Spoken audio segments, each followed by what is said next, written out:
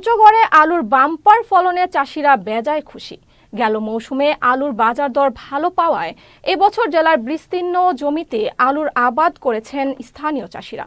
কিন্তু এবছর আলু তোলার ভরা মৌসুমে কাঙ্ক্ষিত দাম না পেয়ে কিছুটা হতাশ তারা। পঞ্চগড় থেকে প্রতিনিধি আব্দুর রউফের পাঠানো তথ্য ছবিতে দেখুন ডেস্ক রিপোর্ট।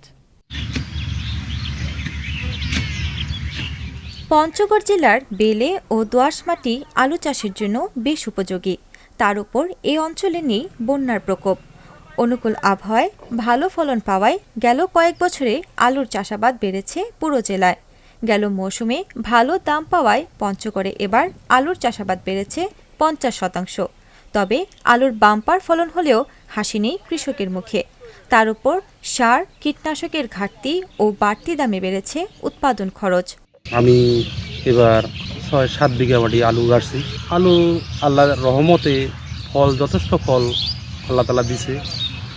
তো এখন যদি বাজারটা একটু ভালো পাইতাম, রেট যদি ভালো পাইতাম, তাহলে আমরা লাভবান হইতাম। বর্তমান যে দাম, এই দামে আমাদের কিন্তু ঘাটতি, আমাদের পোষায় না। আলুর ফলন এবার বাম্পার ফলন হয়েছে, তবে গতবার যে দাম ছিল সেই তুলনায় এবার দাম একটু কম। যদি ওরকম দামটা থাকতো তাহলে আমরা আরও লাভবান হতাম, যেহেতু সার কীটনাশক এগুলোর দাম বেশি। যখন আমি আলুটা কিনি বীজ আলু, তখন দাম ছিল 90 থেকে 100 টাকা কেজি। আর এখন সে ফলন ভালো, কিন্তু আলু এখন আজকে বাজার হলো 15 টাকা কেজি। এখন আমরা কি করব? আলু নিয়ে খুবই আসলে বিপাকে পড়ে আছি। এদিকে আলু চাষে কৃষকদের পরামর্শ সহ সহায়তা দেওয়া হচ্ছে বলে জানালেন এই কৃষি কর্মকর্তা।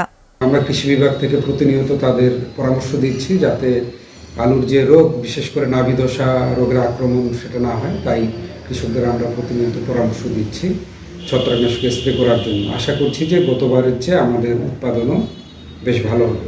কৃষকের ন্যায্য মূল্য নিশ্চিতে আলুর বাজার দর নির্ধারণের দাবি পঞ্চগড়ের আলু চাষিদের।